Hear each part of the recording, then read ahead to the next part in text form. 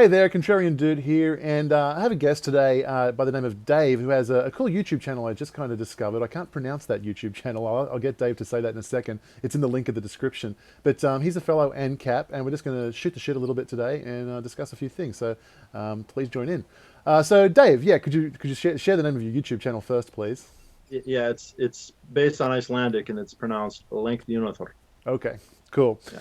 So, yeah, one of my first questions for you is, how did you become an NCAP? I'm really curious as to how how people get triggered to become NCAPs and even libertarians. So, if you wouldn't mind sharing your journey, I'd be fascinated to hear. Yeah, it was a very long and gradual process for me. Growing up, my parents were not ideological. They're both moderates, and they weren't preachy or saying this or that about politics very often. My instincts, although I didn't have the vocabulary to describe it, would have been socialist. So if you had proposed any kind of social problem to me, I would have assumed that the answer is for the government to fix it, whether it's poverty or healthcare or education. Um, and even as I got a little bit older, I became even more like a nationalist. I remember watching the first Gulf War and thinking like that was really cool and how awesome it was, and go get them, go, USA, USA. Even though I was only in like first grade at the time, and just really having that kind of mentality that if any problem, the government should fix. And when I was 12 or 13, I watched a documentary about the siege of the Branch Davidians in Waco, Texas, which happened in 1993. And basically, what I came away from that documentary, and I don't know how familiar you are with that, what happened there, but A little bit. there's a little bit. Basically, what ends up happening, without going into all the details, is about 70 people get murdered on national television by the federal government. And nothing, no, there were no consequences for the government whatsoever.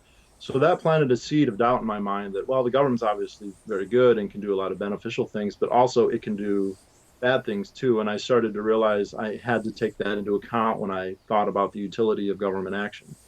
And later in the 90s, a big issue that kind of came up that a lot of people were debating with a lot of vitriol, and that's kind of happening again right now, was gun control. Columbine had happened, a few other high profile shootings. And that was the first issue that I really looked at and like considered, is this something we need government on? What role should it be? Should there be regulations? And of course, I eventually reached the conclusion that, government shouldn't regulate guns for all the libertarian reasons people know. And it was a gradual process from then of looking at each individual issue. And I didn't do it systematically. I didn't sit down one day and say, I got to figure this out. It was kind of as they came up, as you get into debates about, welfare or education or healthcare or whatever it was, all through high school and up into college. Slowly, the number of things I thought the government should do shrank until it got, I think maybe my freshman year in college was the strict minarchist, police, courts, military, that's it kind of thing. And then even the moral arguments, I was persuaded by those to say, well, maybe there shouldn't be taxes, maybe it should all be fees, but you should be able to opt out because they can't force you. And then I was worried about the term anarchist, and that does have a scary connotation. And if you've not become accustomed to it, it does make people nervous. And it wasn't until I listened to some interviews with the philosopher, thinker Hans Hermann Hoppe. He did a number of interviews with Scott Horton on anti-war radio, where he discussed his books, Democracy, the God That Failed, and another book he wrote called The Myth of National Defense. And he made the idea of a free market society without a state not only seem plausible, but actually commonsensical. And it was from that point on that I described myself as an anarcho-capitalist. And that was probably 12 years ago at this point. Oh wow, so good, solid NCAP history there. Yeah, your story is actually very, very, very similar to mine. A few of the milestones were different, and a few of the events, like Waco's, not in mine, but the journey is almost identical. And that's something that I'm really noticing as I ask this question to more and more people. I've so got to remind myself, once you're over in our camp, in NCAP land, the moral argument is so important to us. But when speaking to non-believers, let's say, the moral argument's irrelevant. They just Yeah, don't care.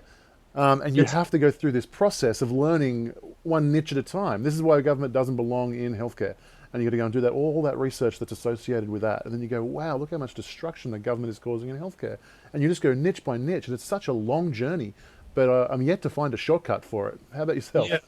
I think the moral arguments can shortcut it to the point. If you can convince somebody that taxes are theft and whatever, then they're confronted with that. However, most people are going to come up with the utilitarian response that, well, okay, maybe it is immoral, but if they think that the lack of government will cause chaos and anarchy and that, millions of people will die and, that we'll all become immediately homicidal if we didn't have a state, then they're going to say, well, even though it's not moral, it's a necessary evil, which of course is a big part in the United States, especially of the zeitgeist of why it's justifiable. Hmm. So I think utilitarian arguments are absolutely necessary. I mean, the moral arguments are very interesting.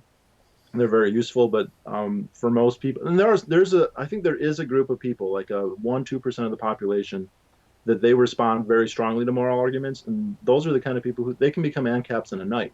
There are people. With me, it was a long process. With you, it was a long process. There are people who they come across one, say, Stefan Molyneux video, or read one thing by Murray Rothbard or Lysander Spooner, and they're an ANCAP the next day. But for most people, it takes a lot longer than that, and they have to have their fears allayed that they're not going to die if the FDA isn't stopping them from taking drugs, or their neighbors aren't going to become immediately homicidal if there isn't a monopoly of legal services, overriding them, or they're not getting taxed. Or, I mean, it's ridiculous. People think they're going to starve to death if we don't have the state like managing food, like as if you wouldn't be willing to go and pay for food services without. So, and that's where economics is so important. That's when the economic arguments are basically the utilitarian arguments. They're the ones that explain why the market process can provide those goods and services, even things like defense and healthcare. I mean, and arbitration. That's another big one. Actually, Yeah. there's more arbitration done in private than in public right now, but most people are completely unaware of that. Yeah, exactly. My friend works at the Department of Roads Transport in Australia, and he informs me that 96% of roads built in Australia are built privately, and not by the government. And that's actually true in most countries. Like usually a developer buys a lot of land, cuts it up, subdivides it, runs utilities, runs a road, then sells it off as little parcels. The building of the road was private.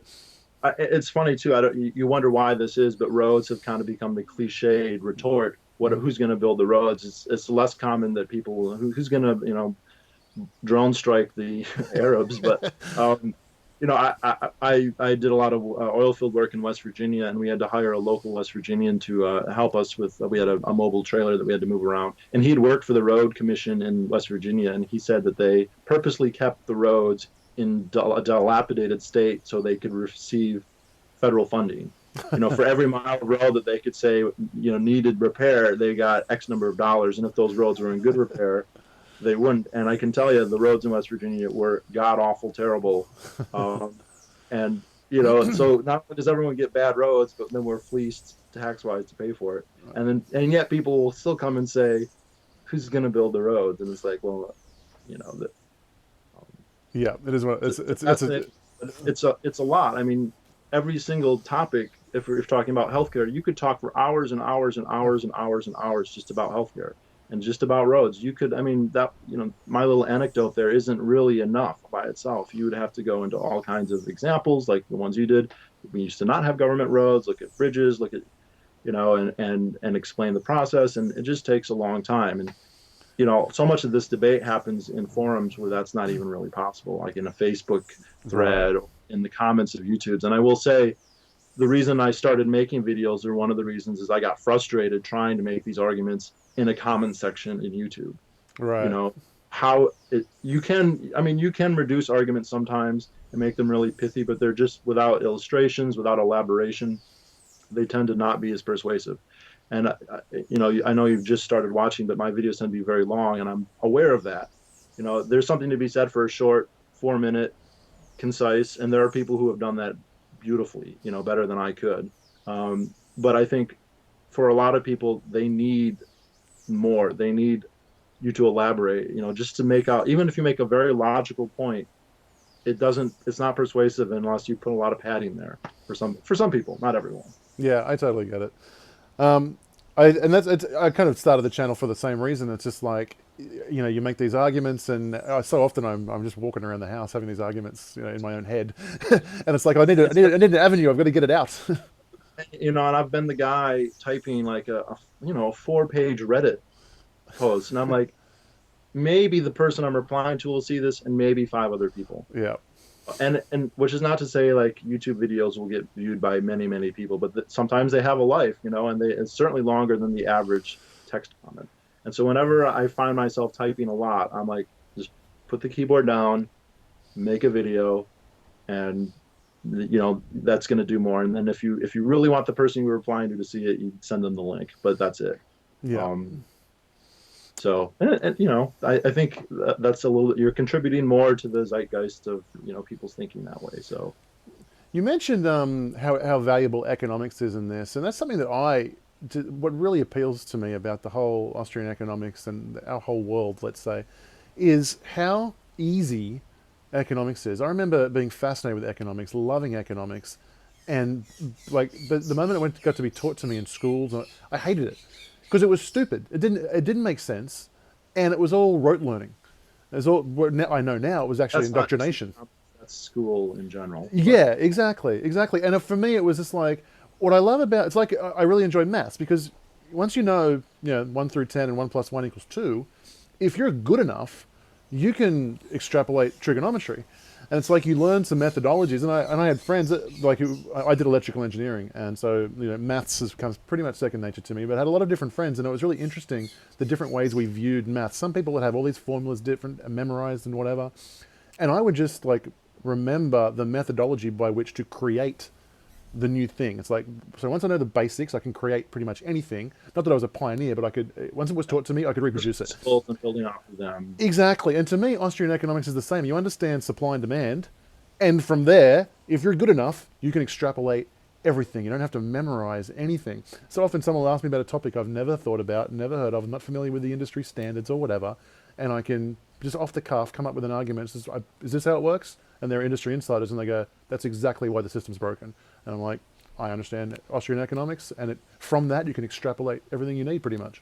Yeah, separating an industry from supply and demand and consumers is a sure way to cause, suboptimal, results. And that's what we see in I mean, you don't want to be dogmatic, but you can almost tell if there's a problem in an industry, it's because the government, for some reason, is restricting who can buy, who can sell, or some other part. And you can usually point that out very easily, but most people have been conditioned, especially in public schools, to think that the problem with the economy is that the government isn't doing enough, and that the solution to any given problem must be more government support.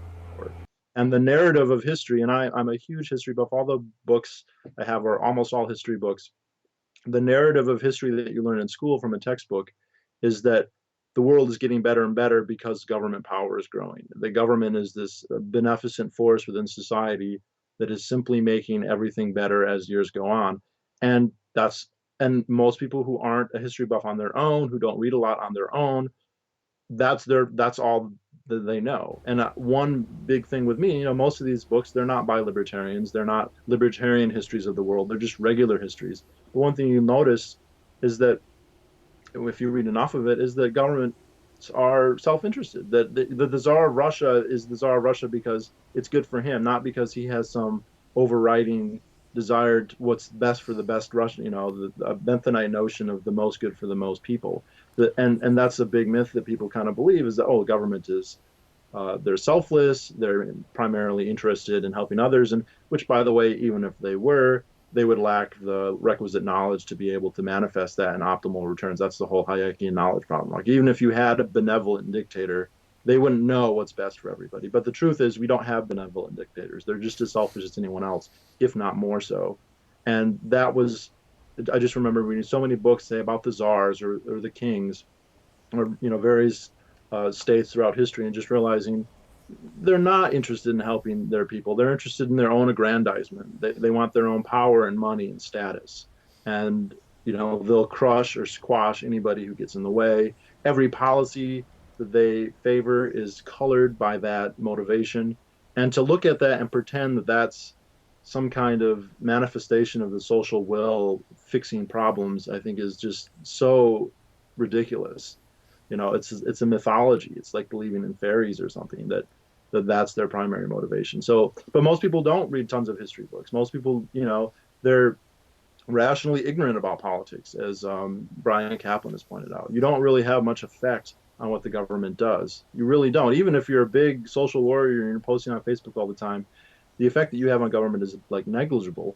And so you really can believe whatever you want, and you're going to have the same results, right? I have the same influence on the government as the absolute socialist does. And so he can go on if his beliefs make him feel good, like he's no worse off than I am for having the opposite belief. So, That was really interesting. That it was a video I watched yesterday from Stefan Molyneux, who you mentioned earlier, and he introduced a phrase to me, and I'm going to get it slightly wrong, but it was something along the lines of pathological charity or something like that. But it was the concept was that when people feel like they've done well, there's a physical reaction, there's a release of endorphins, and it makes you feel mm-hmm. good, and just so when you champion the cause or get the government to increase social welfare or whatever it is, that give away free education, whatever it is that you think is good, you get your endorphins and the payout is immediate.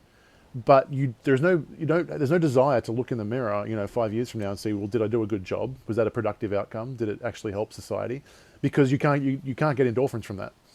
And Yeah, so so so much of what people do is basically social licensing. You want to be seen as such and such. You want people to think of you as being generous or whatever, and that's more important than actually being generous, right? Because who was it? I think it was Socrates or someone else who said, who's going to be better off? The great person who really is great, but everyone thinks that they're a loser, and the person who is, like a conceited evil asshole, but everyone thinks they're great. Who's going to have better social outcomes? And it's the latter person.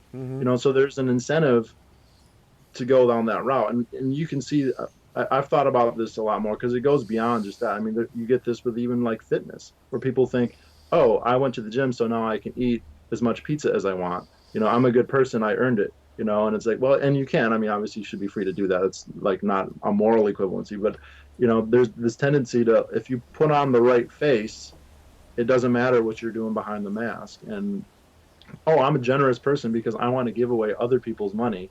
It's absurd, and it's not philanthropic, by the way. And I've read that was it philanthropy or charity? They actually, or it means to actually feel someone's pain. Most people don't want to get down and actually help a poor person. They just want to say, "Oh, I voted for Bernie Sanders, and I put a Bernie Sanders bumper sticker on my car. I'm a good person," but they're not going to really do anything about it. And that's the big problem with the government, is that it gives people this license to think, I don't really have to deal with this because the government's taking care of it, whether it be welfare or healthcare. Oh, I don't have to worry about my healthcare because Obamacare will take care of it. Well, that's a license that's going to land you with heart disease by the time you're 45, if that's really your attitude. And you know or your security. I just made a video recently about gun control, and I said, look, if you're really worried about your safety, if you really think that you're at risk of being shot, which really most people aren't, but let's assume that you're worried about that, the idea that supporting a government policy is going to make you safer is absurd. If you're really worried about getting shot, you should, avoid places where that's likely to happen, which is in the United States. That's a couple cities, that's a couple areas. You shouldn't go out at night. You should, maybe learn self-defense. You should maybe get a gun yourself. Those things are going to have a bigger effect. But so many people just want to say, "Oh no, Obama will protect me," which they won't. And on the case of guns, they have no obligation to protect you. If you call 911 and you still get killed or maimed, they aren't liable for that at all. It's been, but yeah, it comes from us being social animals. If we can be seen to be a certain way, that's good enough for most things. Now, there's something to be said for actually walking the walk. If you actually are, the hypothetical situation that I outlined at the beginning of a person who is good but looks bad, that's not that likely. If you're really a good person, you're probably going to look like a good person. But yeah, there's so much of this is. Well, I don't know about that in today's world, man. It's so upside down. I mean, I consider libertarians to be the good people. The vast majority of people would say, no, we don't care about poor people. We don't care about things. Democrats don't donate anything, right? I've seen this when they've It's looked true. at their personal charity. It's the conservatives and the religious people. It's not, which is, I'm not religious and whatever, but like it, and but the people who most flaunt their benevolence when it comes to the government doing stuff do the least personally, and they're able to do that. Where if you look and say a period, and I'm not one to just say the past was always better, because there are many problems with the past, but there were some things that were better. And I remember reading about one of the great philanthropists in 19th century Britain. there was the state was much more limited back then. It wasn't perfect in its interventions, but when he saw homeless people, when he saw homeless children, he was like, well, I've got to do something about this because no one else is going to. And so he did. But now you can just say, oh, I don't need to help a homeless person because there's a welfare program that's supposed to take care of that. I don't have to worry. I don't actually have to help, veterans who are all screwed up and messed up and, can barely function because there's a Veterans Administration, even though the Veterans Administration is like letting them be eaten by rats. And I remember like Yeah. how they get treated in veterans hospitals. And I'm not like I'm not a pro-military person or anything. I'm just saying, people, oh, I feel bad for veterans, but they're just going to wear a little ribbon. Like, come on. Yeah, and that's a very well established thing too. Even in different places around the world, the more government welfare there is, the less private welfare there is. People really start to pull back Yeah. for all of those reasons that you said. Hey, I've got to interrupt for a second. I've just realised I can see your shirt from about Adolf Hitler's chin up. I'm assuming there's some like a little funny quip at the bottom of that shirt, which is what does it actually say? Ah, gotcha. That makes it. All in This favor of is gun control, raise your hand. Yeah, that makes more sense. You cannot buy this shirt on eBay. It was banned. Oh, really? It's actually put off by one of the more principled gun rights organizations in the United States. It's called the Jews for the Preservation of Firearms Ownership. So there's actually a little Star of David at the bottom there. Okay. So, and kind of a thing in the gun control debate. It's interesting because so many people NRA, NRA, NRA, and the NRA is the largest group, but and they say how radical it is.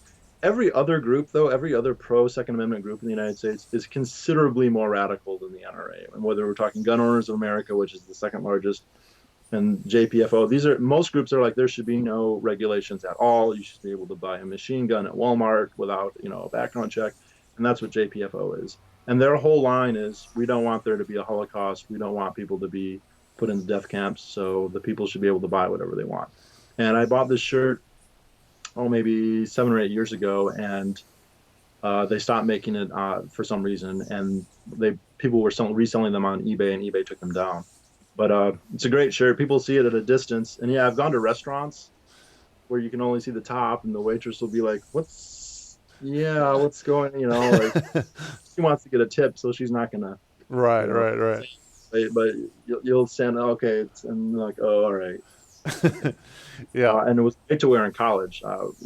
Meeting some, we had, of course, in college, there was the Marxist group, and they would come and they'd say you're a fascist, and then you point out what it says, and then they still think you're a fascist because if you believe people should own guns, that makes you a fascist. But yeah, it's a great conversation starter. But yeah, if you only see the top, it could give the wrong impression. Yeah, yeah, exactly. You talked a little about. You said you're enjoying history. You talked about education. You talked about all those history books, which tell history in a certain way. You're probably familiar with it, but have you seen the Norman Dodd interview? And are you familiar with the whole specific strategy to take by the Carnegie Foundation and the Rockefeller Foundations to take over the educational institution? They created their own stable of historians Yeah, and specifically trained them to teach history in a way which made the government look good yeah. and freedom look bad. There's Norman Dodd is Chris Dodd's father, right? He was in the Senate back in the 50s, I think. I'm not sure. I'm Um, not sure about that. But what Norman Dodd was, he wasn't in there's the Senate, but he did work for a congressional hearing into tax exempt foundations. there's a good book indirectly about that I read called "The Foundations of American Century," and it's about the Ford, Rockefeller, and Carnegie foundations. And that book was examining their influence in terms of foreign policy and their influence in other countries, and also going into the details of like how much they were established within that sort of thing. But yeah, um, those institutions are very persuasively powerful. They control, the way they do is very very subtle. But they'll set up a committee, but then everybody on the committee will have a same opinion to begin with, and then of course, which means the recommendations will be, you'll know ahead of time, and then it's a very good way of putting a veneer of consensus and agreement. And I've heard early on they had trouble because there were already established, before these non-government organizations came around, there were already established historians, and some of whom would not kowtow to them. They would say, "I don't agree with this," and Exactly. they didn't assassinate those people or anything like that. They just would go out to all their students and be like, "Here, we'll give you big grants if you study this issue or that issue, or you take this position. And of course, you're a student. I mean, then somebody's going to come and offer you a position and money. Of course, you're going to say yes. And the kind of the understood agreement there is that you're going to propagate, what we want you to. And of course, the original historians are eventually going to retire or die or whatever else. And over time, you're going to get institutions that are populated, with people who are like this. Not everybody, but enough to be very influential. Yeah, I mean they did it with Keynesians and in the world of economics, and like the Federal Reserve employs thousands upon thousands of economists, and they all agree on the same wrong stuff. And it's hilarious that historians agree on all the same wrong stuff. It's a total agenda to take over control of the education system.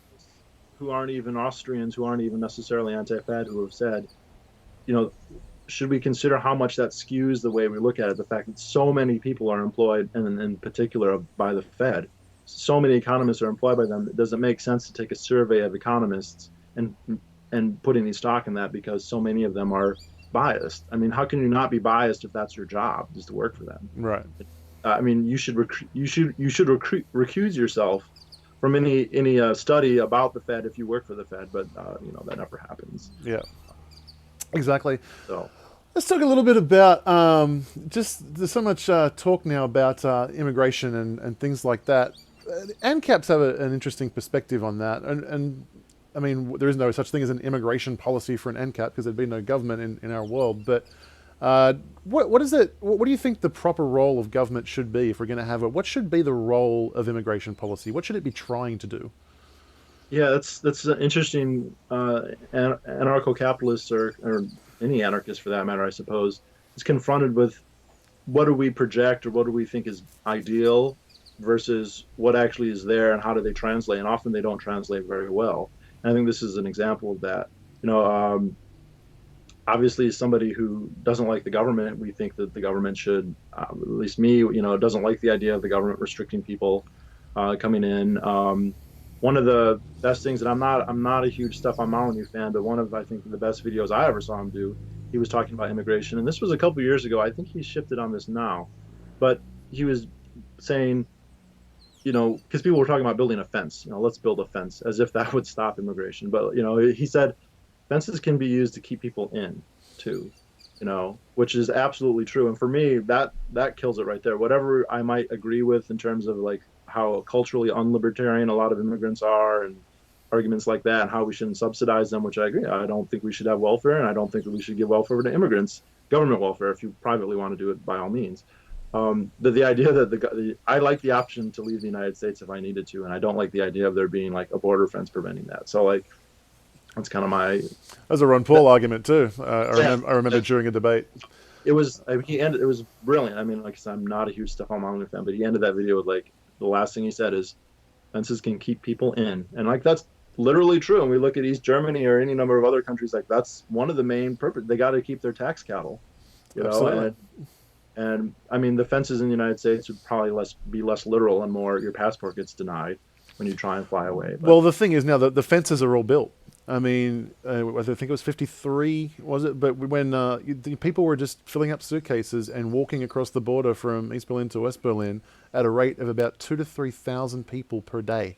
At the height of it, and it lasted. I mean, it was a steady increase, but there was a period of two months, 60 days, where there's just 2,000 to 3,000 people just walking across the border. Videos of like the security guard in East Germany like running over at the last second, the day that they're putting up the blocks, like, oh, here's my chance. Yeah. Imagine how much better his life was. Not to say like what the East Germany or West Germany is, Ancapistan, but relative to East Germany, yes. It's obviously I don't think the government should be importing these people and paying for them to come. And, there's the whole Hans Hermann Hoppe argument. Like if everything's private, you would need to have somebody basically sponsoring you because everything would be private. Now, I tend to think that de facto in an anarcho-capitalist society, there would be a lot of things that are open, like people who own roads who are trying to make money by selling tolls. I think as long as you could pay a toll and meet whatever insurance requirements they had, they're not going to deny anybody. And lots of retailers are going to say, we're not going to be checking people's passports because they want people to come to the shop or the mall or whatever. So there are going to be places that are going to be relatively open, but there are going to be places that are also you need the consent of whoever is specifically there. Um, in the case of the United States, I think most of the anti-immigration stuff is overblown economic ignorance. They're taking our jobs, that you see on like South Park. And I don't agree with that. I don't think having low skilled workers or unskilled workers is bad. And I'm just imply that all immigrants are unskilled workers. And also, I'm in the Free State Project. I live in New Hampshire. I have a lot of subscribers who live outside the country, who live in Europe, uh, who live in Australia, who live in New Zealand. A lot of them would like to come here and they can't because of how well they can visit, but like they can't really move here, at least legally, because of the restriction. I always find it so weird that like millions of Mexicans and Latin Americans and now Syrians can come here, but a high skilled worker, business owner, something like that, who lives in the UK can't, or it's very hard. And I have no idea what rationale there could be for denying people who can pay their way and then some. I mean, I have friends who are entrepreneurs, who are employers, who and if you're wealthy enough, you can. I believe if you pay like $300,000, you can establish residency. But for anyone below that threshold, it's very, very difficult. And I know people who rack their brains, like even to the point of considering like just marrying somebody to get over here, and that's completely like ridiculous. Yeah, to me, if you're going to have a state and you're going to have an immigration policy, which a state would need to do, you would be your country is like your product. And so it's like when the brand new nightclub opens in town and all the hot people go and all the rich guys go and it's bottle service, and 5 years later it's anyone can come in. But when you've got a really hot product, you can sell it to the highest bidder. It's got a really high price. You can be very selective, and I think it comes down to a matter of national defense. I mean, what a brilliant voluntary way to create a free world and to make a really strong country. It's like right now, America's 300 million. It's a lot of people, fine, but you've got countries out there, China, whatever, which are a billion. And in terms of national defense, that is somewhat daunting. If it ever became technologically and economically level, those numbers, it puts us in a very vulnerable position. What a great way to attract lots and lots of people. But you obviously want the best. Like if you've got the best nightclub in town, you get the best people. That's your choice. So And they could train the world, right? If all the best and brightest were coming here, but they have barriers to those people, and then they're bringing in all these others, and I don't besmirch them for wanting to come, and I don't necessarily think they should be restricted, but it's interesting how they're subsidizing their entry versus restricting it. It just, to me, and maybe that's the whole argument of, well, my entrepreneurial friend from UK, he's not going to vote Democrat because he works hard, and he's not going to be a pro-tax person because he's going to be paying taxes, whereas someone who's on welfare, they're an automatic patron of the state because they're going to be dependent, they're going to be poor, they're going to fall into the mass of people who's going to have to look to the state to survive, and so they're constituent. And this is the whole Bashiat idea that you're going to use subsidies to have political power. You're going to use welfare to control people. So in that sense, it does make sense to bring in people who are going to be dependent and not people who are going to be independent. Government doesn't want millions of libertarians to move to the United States. That would be awful from the government's point of view. Even if they're productive people, high functioning people, peaceful people, that's not good from their perspective. And I know they probably don't have a policy targeting libertarians, but they look at somebody who's a high wage earner, who's pretty well functioning, and even though they would be a good tax cattle, they're also people who aren't going to be dependent on them, and they want people who are dependent on you. That they want someone who they can twist your arm. Once you're on welfare, you have to, when they say you need to do something, then you need to do it. Whereas if you're independent to the point that you can be in a state society, then you can say, go fuck you, I'm not going to do it. Like I'm not going to listen. I'm not going to say what you want. With me, once I had financial independence, it was like I don't really care. I can do what I want and not really worry about it. Whereas if I was living welfare check to welfare check, my perspective would be totally different.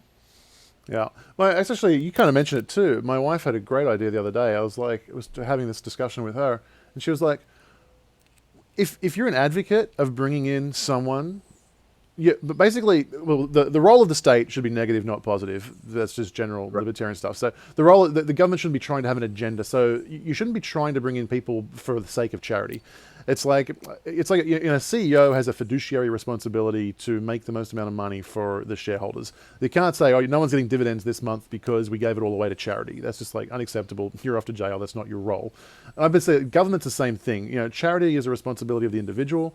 If there's going to be a government, your responsibility is just life, liberty, and property, keep an even playing field, and protect my rights. Right now, if I want to be charitable, that's perfectly acceptable.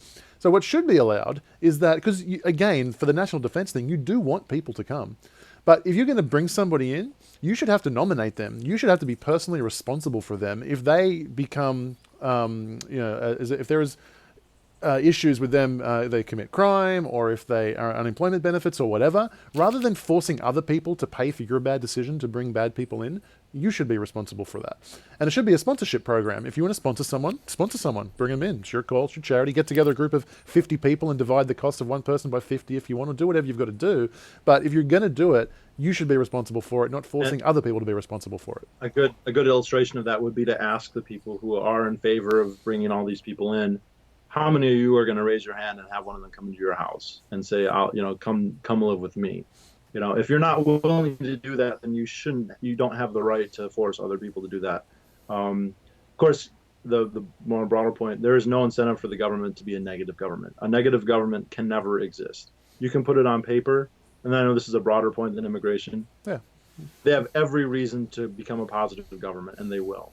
Like they have. The United States is just like a par excellence example of that, of an explicitly negative government, with negative government principles at the time that gradually eroded, but for a long time persisted.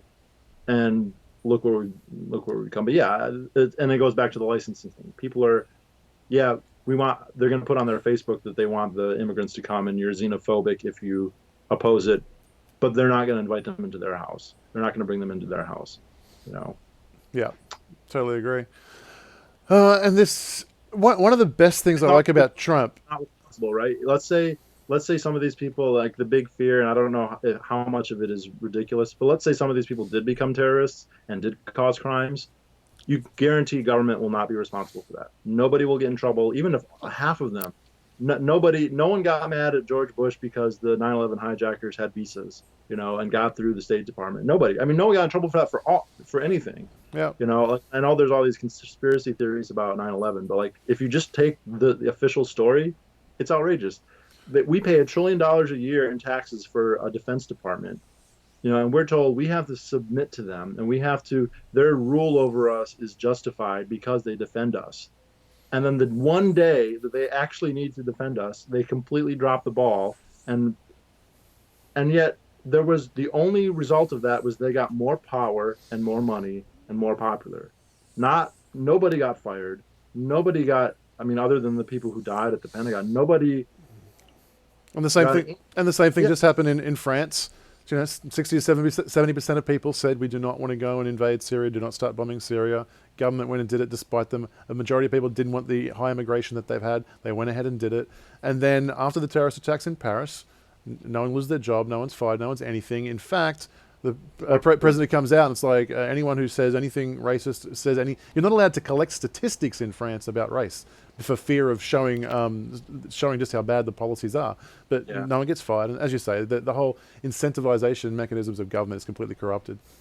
Yeah, the cultural Marxism of a lot of the left is just getting bizarre with the whole Islam thing. Because Islam, and I'm not one to say all Muslims are one way or another, because most Muslims are not causing problems for anyone and are perfectly good people. But there's parts of that ideology that are clearly like not Western and have a lot of, they're far worse than anything in Christianity is currently, and yet.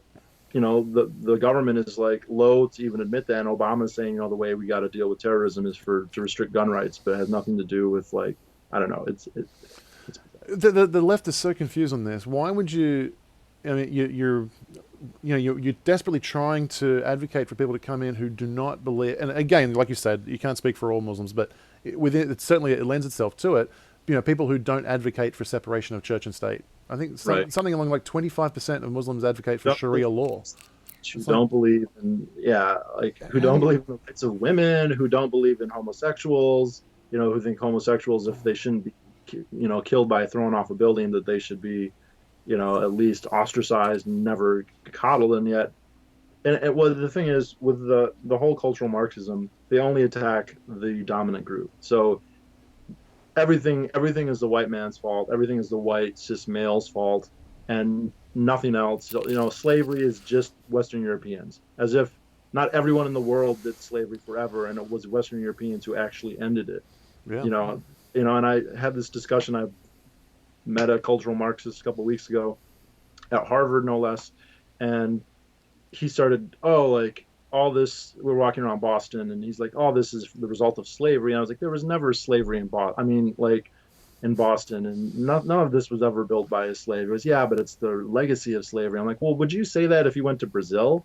Because Brazil had more slaves than the United States for a longer time. Would you say that if you went to Africa? Because the Africans were the ones catching them. Like Europeans didn't go and snatch blacks out of Africa. Like other blacks did that.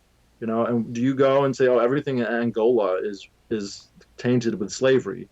It's very, very selective, and just this one group, and it's just ridiculous. And you see that with the Muslims. They don't criticize Muslims for beheading people or killing homosexuals or circumcising women, but a white person is guilty of microaggressions because they, well, it's not even, I can't even say if you call someone he or she, Yeah. like if I say she, it's not, it's a gender assault, but a Muslim can like literally decapitate somebody, and it's like, And are you much into like the whole New World Order deal? And do you think there's a specific agenda we're trying to achieve that?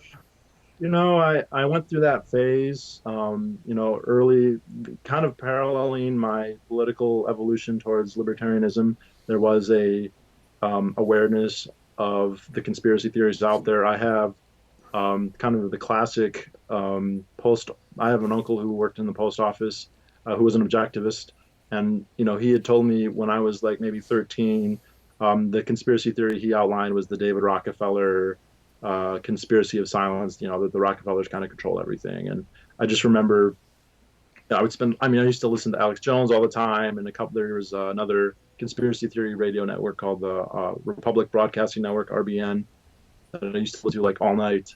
9/11 Truth. I have probably seen every documentary about that repeatedly. I think that most of that stuff is either all speculation or there's some truth that's then extrapolated, and like how much of that extrapolation is really there and really not is really hard to tell. Like the Illuminati was a real group. As part of the Bavarian, Freemasons. They really existed. We can find references to them from no less a source than George Washington. So clearly they were a real thing. But to extrapolate now that everything, the pyramid on the dollar, like that's just, that iconography is really common. And there is a lot of, I will say there is a lot of interesting esoteric iconography that you do see in things like the dollar bill or in Washington D.C. And there's a lot of things about the beliefs of Freemasons, and I think most Freemasons are just regular people, but I do think there might be something to the idea that some of them have strange beliefs. But how coordinated is it? What exactly they are? That's really hard to say. Yeah, Um, I mean, I definitely think there's no question from my mind that there is an agenda. The goal is a one world government based on the model of collectivism. And I mean, a lot of this thing, the whole social justice warriors, and the reason I brought this up was that whole thing of attacking. You said it's always white man's fault, like all of these things. Attacking the core and the center of Western civilization is a critical component to that, and that's why there's so much money being spent in universities and whatever to create these social justice warriors, trying to destroy that core. yeah, when you say there's someone with agenda, well, obviously that's true. Like, because everyone has an agenda, right? Oh, Yeah, Barack Obama has an agenda. I have an No, agenda. I have an agenda. We all do. And there are clearly people who do want world government. I mean, without question, and they tend to be very powerful people. I don't think they agree with that 100%, though. I don't think that Vladimir Putin wants to be part of a world government. And I don't like Vladimir Putin. I don't think that the president of China wants to be part of a world government. And I don't think a lot of nationalists in the United States want to submit to the United Nations or whatever, but some of them do. I mean, and it's just I think it's too simplified to think that they have a unified theory. But yeah, I do agree that if you want to establish social change, and there are people who do have goals and agendas that include radical alterations of society, that's what you do is you do things like attack the dominant groups, you attack the family.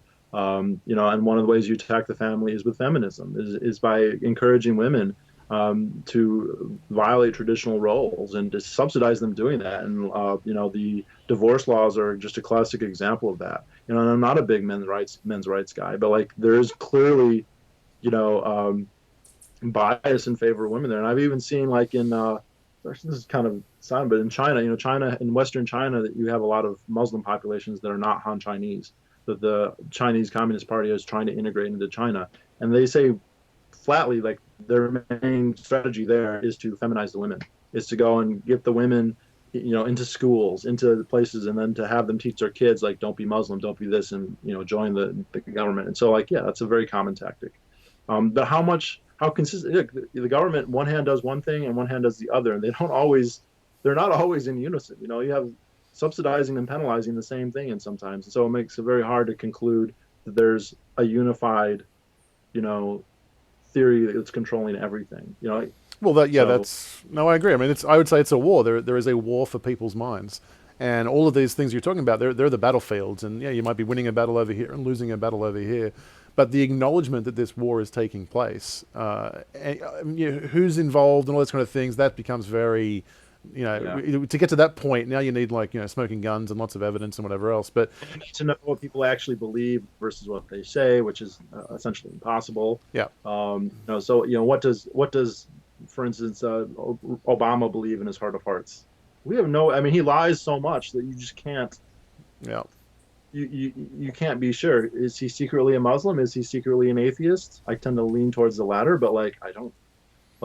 There's no way to know. And I mean, and he's an interesting story too, because so much of his history is so vague, which I find fascinating for somebody that's as powerful as him, that we don't know a lot about. And This isn't the whole birther thing, but that guy went from nobody to president in no time. Yeah, it was strange. And this is the one thing, and I don't know, this is kind of a side topic, but it kind of goes into the conspiracy theories a little bit. Is when did everybody hear about Obama? When did he become a national figure? And it was in 2004.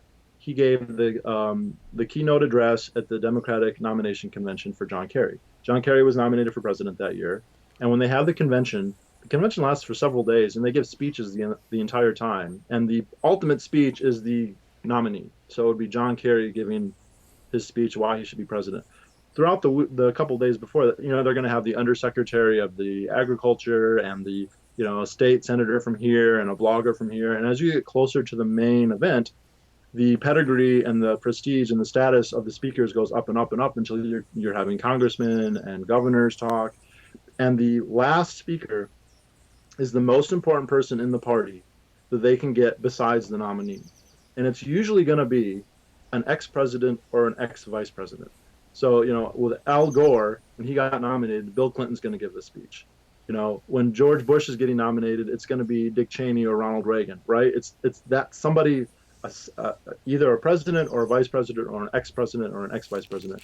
When John Kerry got nominated, the person who gave his speech was Barack Obama, and he was at that point a state senator. He was not even in national government at that point. He was running for Senate, but he hadn't even been elected yet.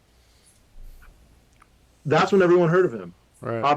There must be 10,000 state senators in the United States. Why him? Why did somebody picked him and said, and you don't have to say it's the Illuminati or David Rockefeller. You could just say it's the DNC, and they just said, we like this candidate.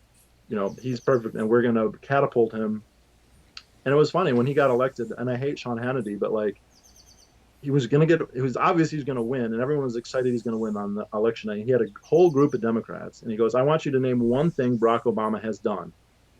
And none of them could think of one thing that he's done, and yet they're all enthused that he's about to win, and just shows how easily people can be manipulated and hyped into devotional worship of somebody without there being any substance. and I use him as an example, but he's by far not the only one. I don't want to imply that he's the only person this could be applied to. I mean, look at the Bushes. We got a father and a son. I mean, come on. Yep. What odds of that happening? Well, yeah, I mean, I would even say somewhat high because, I mean, it's a position of power, and the power of a parent, the presidential power that a parent had is could definitely be helpful for a child. That to me, because Yeah, we got Hillary Clinton and Bill Clinton now. I mean, yeah, the Adams, yeah, that's it's definitely not without precedent, mate. I'm running out of battery, so unfortunately, I'm going to have to cut this interview here. But I wanted to say thank you so much. It was a pleasure chatting to you, and hopefully we can do it again in the future. Is there anything that you want to let my listeners know about where they can find you or what they can do? if they'd like to check out the channel, they're welcome to. I'm sure you'll put a link. But yeah, no other special things. So yeah, well, I had a great time. It was nice talking to you, and I look forward to seeing your stuff in the future. Awesome, man. Take care. Bye bye.